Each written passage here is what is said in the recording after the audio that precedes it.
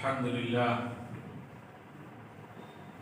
لله رب العالمين والصلاة والسلام على حبيب المرسلين محمد وآله وأصحابه أجمعين أما بعد فأعوذ بالله من الشيطان الرجيم بسم الله الرحمن الرحيم قال الله تبارك وتعالى في كتابه العظيم مالك يوم الدين وقال تعالى في موضع آخر أفحسبتم أنما خلقناكم عبثا وأنكم إلينا لا ترجعون فتعالى الله الملك الحق لا إله إلا هو رب العرش الكريم.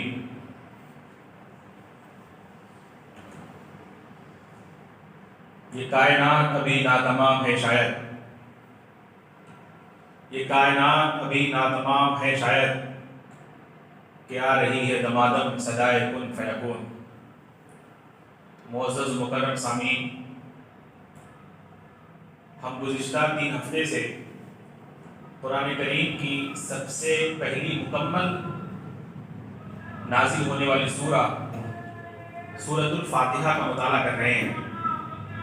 سورۃ الفاتحہ جس کو ام الکتاب بھی کہا گیا، یعنی اصل کتاب، اور جس کو کافیہ بھی کہا گیا، جس کا مطلب ہے کہ وہ کفایت کرتی ہے، اور قرآن کریم کے اندر جو مضامین ہیں، جو کنٹینٹس ہیں، جو اسباق ہیں، وہ ان کو ایک طرح سے سمرائز کرتی ہے. معزز سامعین، اس سورت کا آغاز حمد و شکر سے ہوتا ہے، اللہ تعالیٰ کی رحیمیت اور رحمانیت کے اظہار سے ہوتا ہے. اور یہ سورہ اپنے آپ میں جو ماڈرن اسٹڈیز کی جا رہی ہے کہ انسان کے اندر جو خالق کا تصور ہے، جو کریٹر کا تصور ہے، وہ کہاں سے پیدا ہوتا ہے. چنانچہ اینتھروپولوجسٹ یہ بتاتے ہیں کہ انسان کے اندر جو سب سے مضبوط جذبہ ہے وہ خوف کا جذبہ ہے، اور ماضی کے اندر انسان نے کچھ ایسے تجربے کیے جو اس کے لیے بہت خوفناک تھے، جیسے کہ زلزلوں کا آنا اور والکانو ایرپشن، اور اسی طرح سے آندھیاں اور طوفان. اس نے مسلسل اس طرح کے مشاہدے کیے جس کی وجہ سے اس نے مظاہر فطرت کو پوجنا شروع کر دیا. یعنی مذہب یا دین یہ خوف کی پیداوار ہے، یہ ان کا مقدمہ ہے، یہ ان کا بیسک پریمس ہے. لیکن قرآن کریم اس کو ریجیکٹ کرتا ہے. قرآن کہتا ہے کہ جو دین ہے وہ خوف کی پیداوار نہیں ہے. It is not the production of fear, rather it's the production of blessing, رحمت، love. دین یہ کہتا ہے کہ اللہ تعالیٰ نے انسان کے اندر خالق کی عبادت کا اور اس کے سامنے سرنگو ہونے کا جو جذبہ رکھا ہے، وہ اس کا بیسک جو فیکٹر ہے، جو بنیادی محرک ہے، وہ خوف نہیں ہے، وہ فیئر نہیں ہے، بلکہ وہ شکر ہے. یہی وجہ ہے کہ وہ اپنی کتاب کا آغاز اس طرح کرتا ہے کہ شکر اور تعریف سب رب العالمین کے لیے. اور یہیں سے وہ مخلوق کے درمیان اور خالق کے درمیان، عبد کے درمیان اور رب کے درمیان جو رشتہ ہے، جو ریلیشن شپ ہے، اس کو قائم کرتا ہے اور بتاتا ہے کہ اس کی نوعیت کیا ہے. اور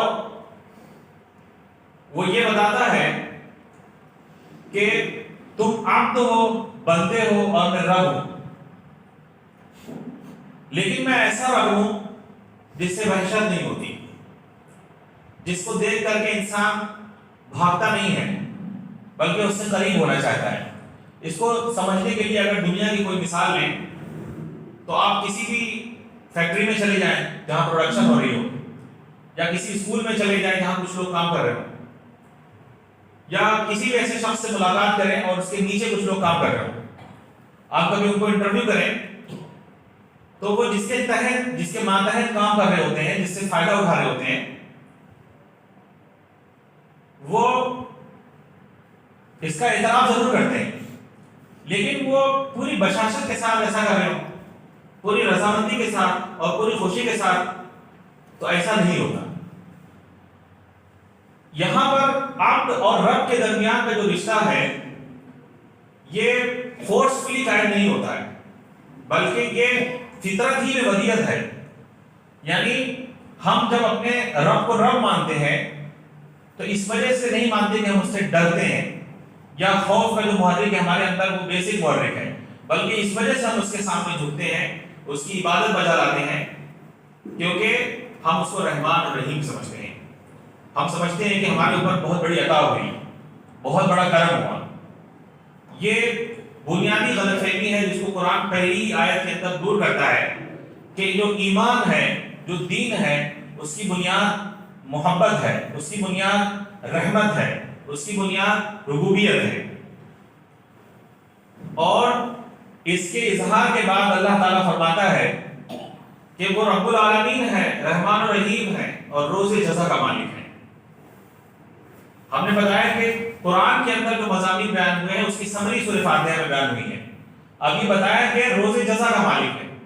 رب العالمین اور رحمان و رحیم ہونے کا مطلب نہ سمجھ لینا کہ تم جو کچھ بھی کرتے جاؤ گے اس کے لیے اکاؤنٹیبل نہیں ہوگے، تمہاری اکاؤنٹیبلٹی نہیں کی جائے گی، تم سے کوئی انویسٹیگیشن نہیں ہوگی، اس خیال میں نہ رہنا۔ وہ مالک یوم الدین بھی ہے، روز جزا کا مالک ہے۔ یہ روز جزا کیا ہے اور اس کا ثبوت کیا ہے؟ اللہ تعالیٰ اس بات کو نہیں چاہتے کہ ہم بلائنڈلی اس کو ایکسپٹ کریں، بلکہ اللہ تعالیٰ چاہتے ہیں کہ ہم پورے شعور کے ساتھ، کانشسنس کے ساتھ قرآن کریم کو پڑھیں اور پھر اس کے بعد اس کو ایکسپٹ کریں۔ چنانچہ وہ اپنی کتاب کے اندر اپنے بندوں سے اس طرح مکالمہ کرتا ہے، اس طرح ان کے ساتھ بات چیت کرتا ہے جیسے دو انسان آپس میں گفتگو کرتے ہوں۔ یہ کانورسیشن ہے جو رب نے اس کے عبد کے ساتھ کی ہے، اور اس نے اس بات کے لیے کہ دیکھو یہ جو پورا زندگی اور موت کا کارخانہ ہے یہ بلا وجہ نہیں ہے، یہ ایک مقصد کے ساتھ ہے۔ اس کے دلائل اس نے قرآن مجید میں بیان کیے۔ معزز سامعین، اگر ایک لمحے کے لیے اگر ہم ان آیتوں کو نظر انداز کر دیں، ایک لمحے کے لیے ہم ان لینسز سے دیکھنے لگے دنیا کو، جن لینسز سے اور جن شیشوں سے، جن گلاسز سے ملحدین دیکھتے ہیں، یا وہ جو ذرا سا ایک معنی کے بعد کہتے ہیں کہ یہ اندھے اور بہرے مادی قوانین کا رقص ہے جو کائنات میں جاری ہے، اس کے پیچھے کوئی حکمت نہیں ہے، کوئی وزڈم نہیں۔ معزز سامعین، یہ بات کہ قیامت برپا ہوگی اور میں اپنے اعمال کے لیے جواب دہ ہوں گا، اس کا سب سے بڑا ثبوت تو ہمارے اندر رکھا گیا نفس لوامہ کی صورت میں، اور سورۃ قیامہ کے اندر اس کا اظہار کیا گیا۔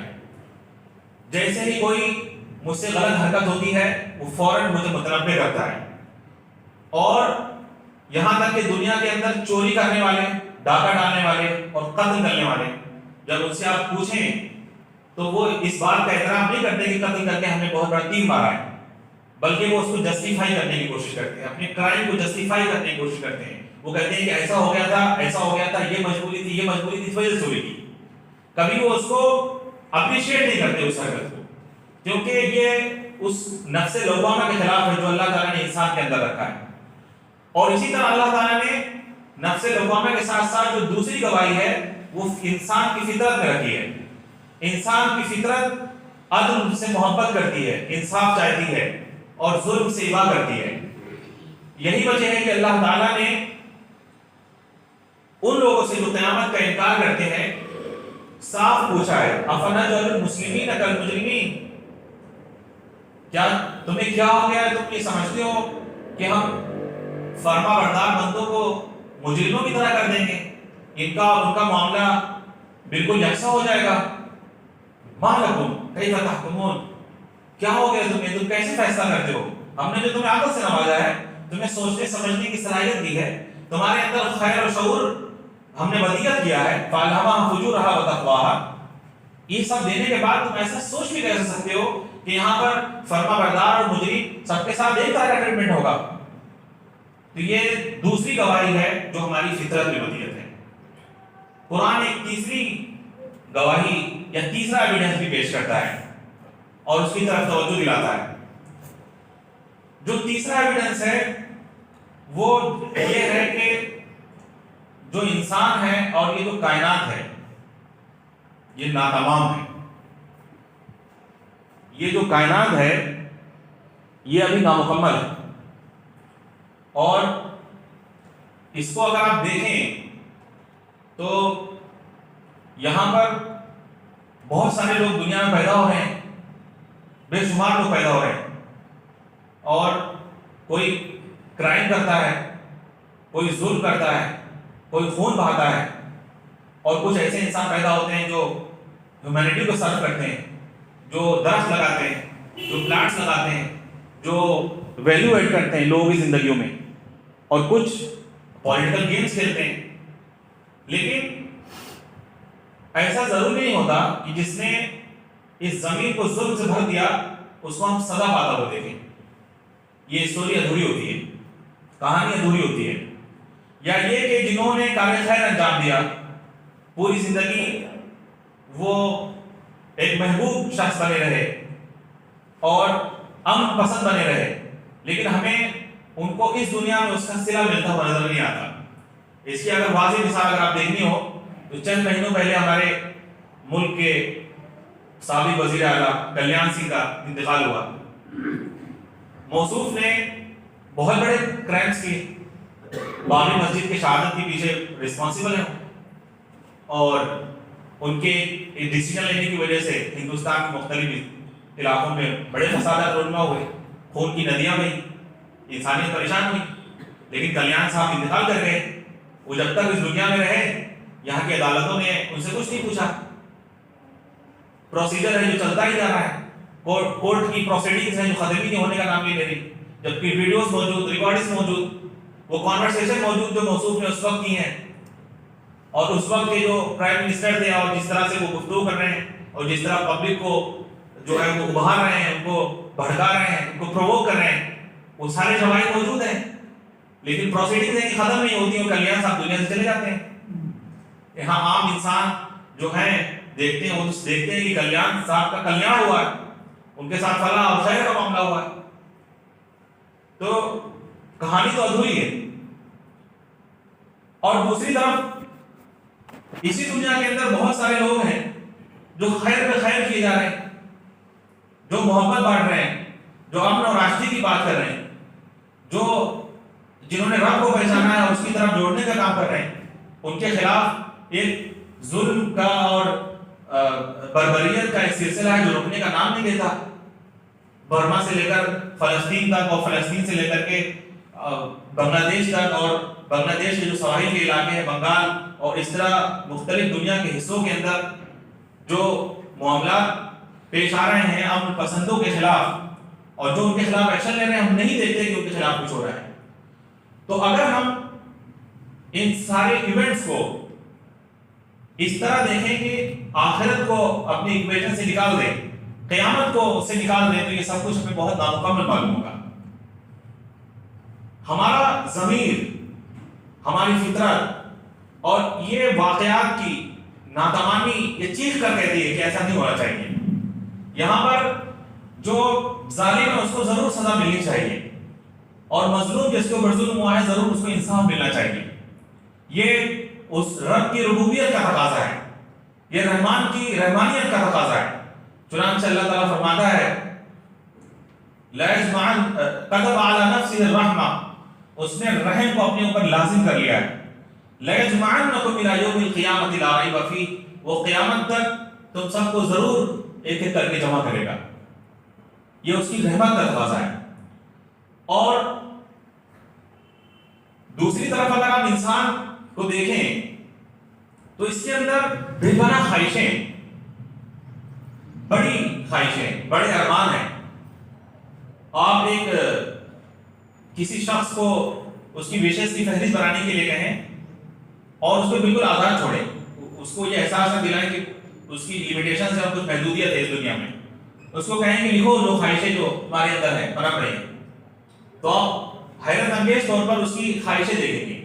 لیکن تجربہ یہ بتاتا ہے اور ہسٹری بتاتی ہے کہ بہت بڑے بڑے انسان اس دنیا میں آئے اور اپنے اندر خواہشوں کا ایک سمندر لیے ہوئے تھے، لیکن ان کے ارمان بہت نکلنے کے باوجود کبھی نہیں نکلے. ان کی بیشتر خواہشیں ان کے سینوں میں رہیں اور دفن ہو گئی. اس کے اندر ایک بڑی الجھن ہے، اس کے خیالات کے اندر اللہ تعالیٰ نے بڑی وسعت رکھی ہے، اس کے ذہن کے اندر بڑی ایکسپینشن ہے اور اس کا خیال بہت وسیع ہے. لیکن اس لحاظ سے جب وہ اس دنیا کو دیکھتا ہے تو یہ بہت محدود نظر آتی ہے. جب وہ اپنی صلاحیتوں پر اپنی فزیک پہ غور کرتا ہے تو اس کی بڑی محدودیت ہے. چنانچہ وہ اپنی اس خواہش کی تکمیل کے لیے اپنے خیالات کی وسعت کو پانے کے لیے وہ سورج کو اپنی آغوش میں لینا چاہتا ہے، وہ ذروں کا دل چیر کے دیکھنا چاہتا ہے، وہ ایٹم کے دل کو چیرتا ہے اور اس کے اندر الیکٹران اور پروٹون کا جو رقص ہے وہ ان کو سمجھنا چاہتا ہے. کیوں؟ کیونکہ اس کے اندر جو وسعتیں ہیں وہ اپنے اندر بھی اترنا چاہتا ہے اور اس کائنات کو بھی وہ ایکسپلور کرنا چاہتا ہے. ابھی پچھلے ہفتے 25 تاریخ کو آپ دیکھیے کہ جیمز ویب ٹیلیسکوپ یہاں سے بھیجی گئی ہے، ارتھ سے کوئی 15 لاکھ کلومیٹر کا فاصلہ وہ طے کرے گا جو ٹیلیسکوپ ہے، اور اس کی جو کیپیسٹی ہے وہ ہبل سے کہیں زیادہ ہے، تقریباً 100 گنا زیادہ. 15 لاکھ کلومیٹر کا سفر طے کرنے کے لیے کوئی 27-28 دن یا 29 دن کا وقت لگ سکتا ہے. ابھی ٹیلیسکوپ راستے میں ہے. ناسا کے ماہرین کے مطابق کوئی 6 مہینے لگیں گے فرسٹ ڈیٹا اس کو دینے کے لیے، وہاں سے جب وہ کوئی انفارمیشن دے گا. اور اس سے پہلے آپ دیکھیں کہ ہبل آلریڈی ایک سیٹلائٹ کی صورت میں ہماری زمین کے گرد گھوم رہا ہے اور تصویریں بھیج رہا ہے، وہ اسٹار فارمیشن کے بارے میں بتاتا ہے. اور اگر آپ ٹیکنالوجی سے پہلے ایرا کو دیکھیں تب بھی وہاں کا انسان اپنے کھیت میں کھڑے ہو کر کے دیکھتا ہے، وہ اپنے چھت پہ کھڑے ہو کر کے دیکھتا ہے. یونان کا ایک شخص ایسے لینسز کا سہارا لیتا ہے جس سے دور تک کی چیزیں اس کو نظر آئیں اور اس کے ذریعے سے وہ اس کا جو دوربین ہوتا ہے وہ جنگلوں کے لیے استعمال ہوتا ہے اور کہاں تک فوجیں پہنچی اس کو دیکھا جاتا ہے. اور 16ویں صدی کے اندر گلیلیو آتا ہے اور اس ٹیلیسکوپ پر وہ جنگ کی فیلڈ سے ہٹا کر کے وہ آسمان کی طرف کرتا ہے، وہ سورج کا مشاہدہ کرتا ہے، وہ وینس کو دیکھتا ہے. اور آپ دیکھیں کہ اس کے اندر لینسز کا استعمال ہوتا ہے جس کی وجہ سے کافی بڑا ہوتا ہے. نیوٹن آگے کہتا ہے کہ لینسز کا نہیں بلکہ مررز کا استعمال ہونا چاہیے، کیونکہ جو لائٹ ہے وہ لینس کے کو پوری طرح سے گزرتی ہے جس کی وجہ سے جو ٹیلیسکوپ ہے بہت بڑا ہو جاتا ہے. اگر ہم مررز کا استعمال کریں تو جو اس کا اسپیکٹرم ہوتا ہے روشنی کو پوری طرح اس سے گزرنے کی ضرورت نہیں ہوتی، اس کے سرفیس سے ہی وہ چیزیں ظاہر ہو جاتی ہیں. تو آپ کا جو ٹیلیسکوپ ہے وہ کنڈینس ہوتا چلا جاتا ہے اور اس کی جو کیپیسٹی ہے وہ آپ کی تحقیقات کے ساتھ، آپ کی ریسرچ کے ساتھ بڑھتی چلی جا رہی ہے. یہ سب کیوں ہے؟ ایسا کیوں ہے کہ انسان کے اندر خواہشیں بہت ہیں اور جس دنیا میں اس کو پیدا کیا گیا ہے، جس کائنات میں پیدا کیا گیا ہے، یہ اپنے آپ میں بہت وسیع ہے، لیکن اس کو اپنی خواہشیں پوری ہوتی ہوئی نظر نہیں آتی. یہ آئٹم کا دل چیر کے رکھ دیتا ہے لیکن اس کے باوجود اس کو تسلی نہیں ملتی. اور ابھی بھی یہ کہتا ہے کہ کوئی 5% ہی ہے جو اس کائنات کی ہمیں دریافت ہوئی. تو اگر یہ اندھے اور بہرے مادوں کا رقص ہے یہ کائنات، یہ ایک طریقہ تو یہ ہے جیسے کہ ہمارے پازیٹیوسٹ نے کہا، لاجیکل پازیٹیوسٹ نے کہا کہ یہ اندھے اور بہرے مادوں کا رقص ہے، یہ انٹرپلے آف گریویٹیشنل فورسز ہے.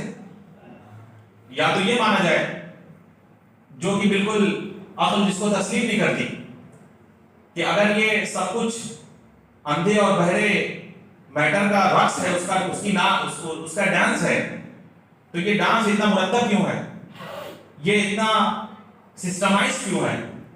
اگر یہ سب کچھ ہونے والے جو ایونٹس ہیں یہ محض اتفاق کا نتیجہ ہے تو یہ کیسا اتفاق ہے جو پرو لائف ہے؟ یہاں پر ہونے والی ہر چیز وہ زندگی کو سہارا دے رہی ہے. یہاں پر وہ سورج جو آگ کا گولا ہے پوری طرح سے اور کئی گنا وہ ہماری نارمل آگ سے زیادہ ہیٹ دے رہا ہے. ایسا کیوں ہے کہ وہ ہمارے لیے زندگی کا باعث بنتا ہے, ہمارے لیے حیات کا باعث بنتا ہے.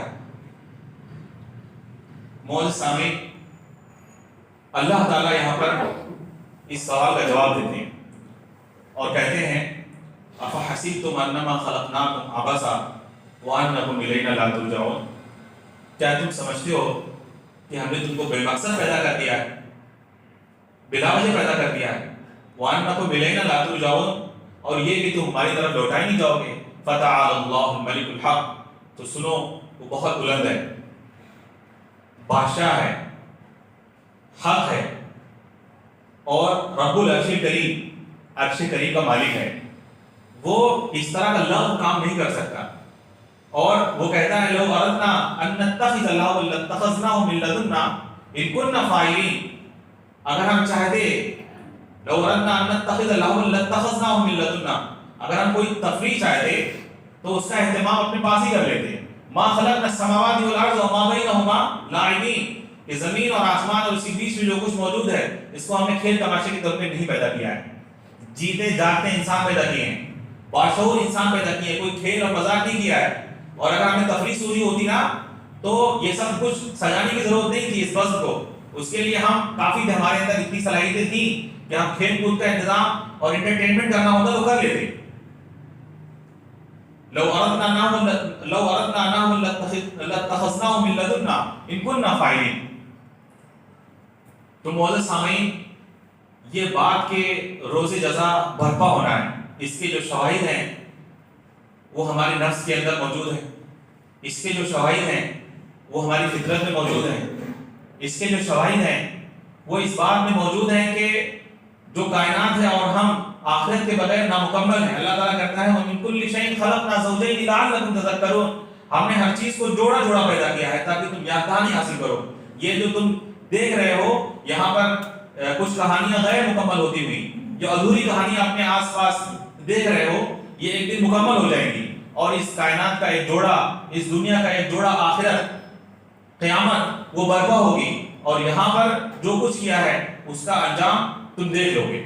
تو اس کی جو ناتمامی ہے, اس کی جو انکمپلیشن ہے, وہ بھی اس بات کو چیخ چیخ کے کہتی ہے کہ اس کے مقابلے میں ایک دنیا اور ہونی چاہیے جہاں ہم اپنی لمیٹیشن سے آزاد ہو جائیں, اپنی محدودیتوں سے آزاد ہو جائیں, اور یہ جو غم ہے اور جو خوف ہے اس سے ہم اس سے نکلیں, اور ہمارے اندر اتنی طاقت آئے کہ ہم اللہ تعالیٰ کی جو صفات ہیں اور اللہ تعالیٰ کی جو کائنات ہے اور اس کی جو دنیا ہے, اس کی جو ربوبیت ہے, اس کی جو شان ہے, اس کی جو صفات ہے, اس کو ایکسپلور کر سکیں. یہ خواہش ہے. تو اللہ تعالیٰ کہتا ہے کہ یہ خواہش ہے تو اس کے لیے ہم نے دنیا بنائی ہے, اور اگر اس کے بغیر, آخرت کے بغیر یہ سب کچھ دیکھا جائے تو ظاہر سی بات ہے کہ جیسے کہ سر جیمز جینز نے دا مسٹیریس یونیورس کے اندر کہا تھا کہ it seems to me that I had strayed in a world which was not meant for me. مجھے ایسا لگتا ہے کہ میں بھٹک کر کے ایسی دنیا میں آ گیا ہوں جو میرے لیے بنائی نہیں گئی تھی. انسان اگر باشعور ہے اور عقل رکھتا ہے اور اس کو یہ پتہ چل جائے کہ یہ جو کچھ ہو رہا ہے یہ رام کی لیلا ہے اور یزدہ کی تماشا گاہ ہے اور اس کا کوئی رزلٹ نہیں نکلنا, تو اس کے لیے سوسائڈ کے علاوہ کوئی آپشن نہیں رہتا. اور چنانچہ بڑے بڑے فلسفیوں نے یہ کیا اور پوری زندگی یا تو انہوں نے اس طرح گزاری کہ کوئی اس کا مقصد نہیں تھا, وہ بڑی یاس, بڑی مایوسی اور ڈپریشن کی حالت میں دنیا سے گزرے, اور یا تو انہوں نے پھر زہر کا پیالہ ہی پی لیا. تو معزز سامعین, اس کے جو شواہد ہیں وہ کائنات کے گوشے گوشے میں, اور اس پر ہمارا یقین ہے, ہمارا فرم بلیف ہے. اور صرف اتنا ہی نہیں کہ اس کے شواہد ہمارے انفس میں ہے, ہمارے فطرت میں ہے, ہمارے ناتمامی کے احساس میں ہے, بلکہ اللہ تعالیٰ نے اس کو پریکٹیکل کرنے کے لیے انبیاء علیہ الصلوۃ والسلام کے ذریعے ایک قیامت صغریٰ اسی دنیا میں برپا کر کے دکھائی ہے. اور آخری قیامت جو اس روئے زمین پر برپا ہوئی وہ حضرت محمد مصطفیٰ صلی اللہ علیہ وسلم نے کفار کے خلاف کی اور اسی دنیا میں کر کے دکھایا کہ جو حق کا ساتھ دینے والے ہیں زمین کی بادشاہی اور آسمان کی بادشاہی انہی کے لیے. اور وہ جو ظلم اور ظلم کے ساتھ کھڑے ہوتے ہیں، جو تھوڑے سے فائدے کے لیے غلط کا ساتھ دیتے ہیں، ان کے لیے جہنم ہے، ان کے لیے دوزخ ہے. اس بات کا ثبوت ہمیں جس طرح سے جو سائنسی حقائق ہیں، جو سائنٹیفک فیکٹس ہیں، وہ ایک لیب کے اندر پروف کر دیے جاتے ہیں. اسی طرح سے یہ بات کہ قیامت ایک دن برپا ہوگی وہ اللہ تعالیٰ نے اپنے رسولوں کے ذریعے سے اسی زمین پہ برپا کر کے دکھائی. اور تو اس کے بعد ہمیں کیا رہ جاتا ہے جھٹلانے کے لیے؟ اللہ تعالیٰ انہی تاریخی واقعات کو ہمارے سامنے پیش کرتے ہیں اور کہتے ہیں والتین والزیتون، تین اور زیتون کا پہاڑ گواہ ہے، تین اور زیتون کے مقامات گواہ ہیں. زیتون ایک پہاڑ جہاں پر حضرت عیسیٰ علیہ السلام نے قیام کیا اور وہیں قیام کر کے آپ نے یروشلم کے اندر بنو اسرائیل کو دعوت دی اور وہاں پر ان کا جو پورا معاملہ ہوا. اور تین وہ گاؤں جو پہاڑی دامن میں آباد ہے، وطور سینین، اور طور سینین گواہی دیتا ہے جہاں پر حضرت موسیٰ علیہ السلام اور کی قوم کا پورا معاملہ ہوا ہے. وہاذا البلد الامین، اور یہ جو مقدس شہر ہے یہ گواہ ہے کہ یہاں پر اس طرح قومیں آئیں.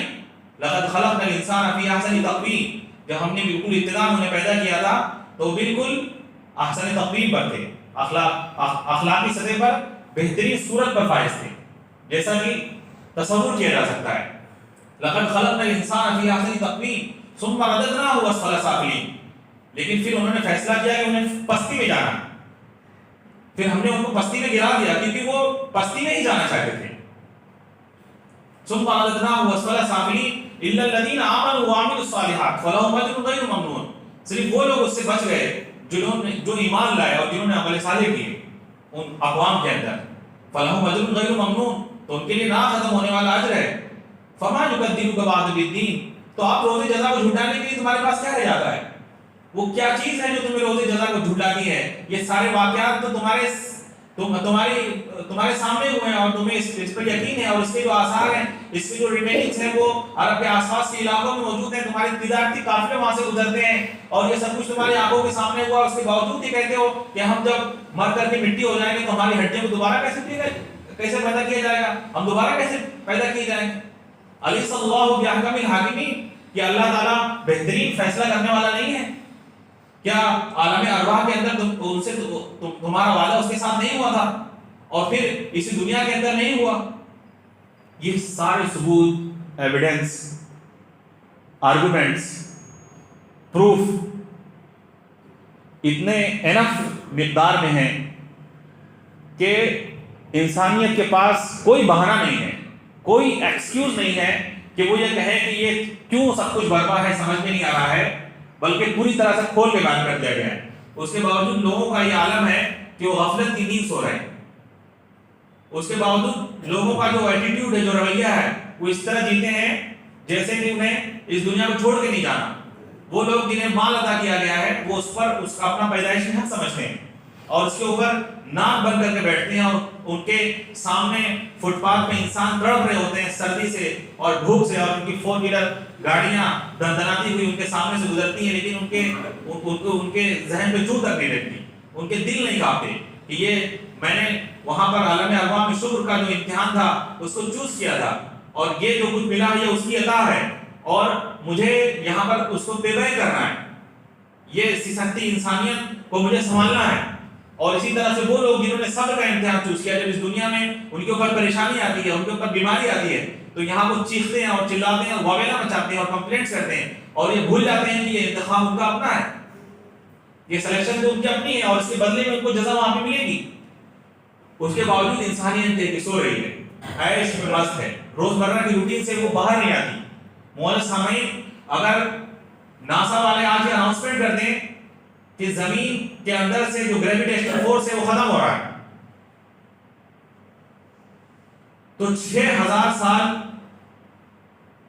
پر آور کی رفتار سے یہ جو زمین ہے یہ سورج کی طرف بڑھنا شروع ہو جائے گی اور چند ہی دنوں کے اندر یہ جو زمین ہے وہ سورج کی آگ میں اس طرح بھسم ہو جائے گی کہ پتہ بھی نہیں چلے گا یہاں پہ کتنی تہذیب موجود ہے.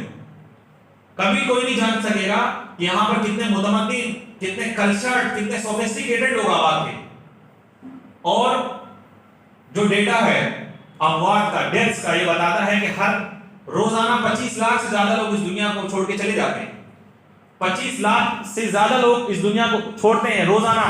لیکن یہ خبر ہمیں آگاہ نہیں کرتی، ہمیں ہماری غفلت کی نیند سے نہیں اٹھاتی. معزز سامعین، یہ بات کہ زمین سے گریویٹیشنل فورس ختم ہوگی، یہ تو آپ سمجھتے ہوں گے دور کی بات ہے. لیکن یہ بات کہ بہت سارے لوگ اس دنیا کو چھوڑ رہے ہیں، اور ہو سکتا ہے کہ اگلے 25 لاکھ لوگوں میں سے میرا نمبر ہو، اس فہرست میں اگلا نام میرا ہو. تو میں کیا اس دنیا کو چھوڑنے کے لیے تیار ہوں؟ کیا میرے کرم، میرے اعمال اس لائق ہیں کہ اگر ابھی مجھے کہا جائے کہ چلیے ٹھیک ہے پیپر ختم ہوا، آپ ہینڈ اوور کیجیے، اخرجوا انفسکم، اپنی شخصیت ہمارے حوالے کیجیے، اپنا جو نفس ہے، جو روح ہے، وہ حوالے کر دیجیے. The game is over. Whatever you have to do, you have done. تو کیا ہم اس پوزیشن میں ہیں کہ کیا ہمیں اس بات کا اطمینان ہے، کیا سیٹسفیکشن ہے کہ ہم اللہ تعالیٰ سے منہ ملانے کے لائق ہیں، منہ دکھانے کے لائق ہیں؟ معزز سامعین، اگر نہیں ہیں تو آج جبکہ ہمارے ساتھ صحت ہے، آج جبکہ ہم چل سکتے ہیں، آج جبکہ ہم سوچ سکتے ہیں، آج جبکہ ہم فیصلہ لے سکتے ہیں، ہمیں اپنی پریورٹی سیٹ کر لینی چاہیے کہ کیا ہمیں دنیا کو ترجیحی بنیادوں پر اس کو سلیکٹ کرنا ہے یا آخرت ہمارے لیے زیادہ اہم ہے. فیصلہ ہمارے ہی ہاتھ میں ہے، کیونکہ اللہ تعالیٰ اپنی بات منوانے کے لیے اس دنیا کے اندر ڈنڈے نہیں چلائے گا. یہاں پہ جھوٹ بولنے والی زبانیں کھینچی نہیں جائیں گی، اور یہاں پر چوری کرنے والے ہاتھ ٹوٹ نہیں جائیں گے، اور یہاں پر سازشیں کرنے والے ذہن پاگل نہیں ہو جائیں گے، اور یہاں پر لوگوں کو ستانے والے اس دنیا میں دھسائے نہیں جائیں گے، بلکہ سب کو ڈھیل جا رہی ہے. یہ امتحان کا تقاضا ہے کہ سب کو ریلیکسیشن دی جائے، سب کو ڈھیل دی جائے. لیکن اس ڈھیل کا مطلب یہ نہیں ہے کہ یہ دنیا بس یوں ہی ہے. ایک دن لازماً قیامت قائم ہونی ہے. مالک یوم الدین، اللہ تعالیٰ روز جزا کا مالک ہے، اور یہ سب کچھ پوری صحت کے ساتھ ریکارڈ ہو رہا ہے اور یہ چلا لیا جائے گا. انتخاب اور سلیکشن ہمارے ہاتھ میں ہے. آج اگر ہم چاہیں تو ایک ابدی دنیا کے لیے تیاری کریں اور اس دنیا کو ترجیح دیں، اس کو پریفر کریں، اور یہاں پر ایسے جیسے جو کچھ بھی ہمارے حالات ہیں، ہمارا فوکس امتحان کی طرف ہو، صبر اور شکر کی طرف ہو، بجائے اس کے کہ ہم اسی دنیا کو کل سمجھ لیں. یہ ہمارے پاس بہترین موقع ہے کہ ہم بہت ہوشیار ہو کر اور بہت سوچ سمجھ کر فیصلہ کر لیں کہ دنیا چاہیے یا آخرت چاہیے، یا آخرت کا پریفرنس ہے. یہ فیصلہ ہمارے ہاتھ میں ہے. اللہ تعالیٰ ہمیں بہترین سمجھ اور بہترین حکمت نصیب فرمائے. آخر دعوانا الحمدللہ رب العالمین.